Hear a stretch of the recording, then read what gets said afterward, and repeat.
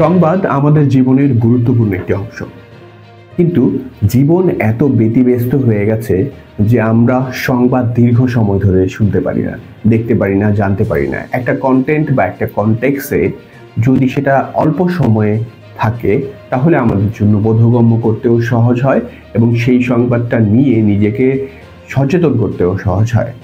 সেই জায়গা থেকে, সেই কনসেপ্ট থেকে আমরা 2 মিনিট নিউজ বাংলা নিয়ে এসেছি আপনাদের সামনে একটি অনন্য আয়োজন, যে আয়োজনে 2 মিনিটের মধ্যে সংবাদ উপস্থাপিত হবে এবং যা হবে তথ্যবহুল এবং বিশ্বস্ত।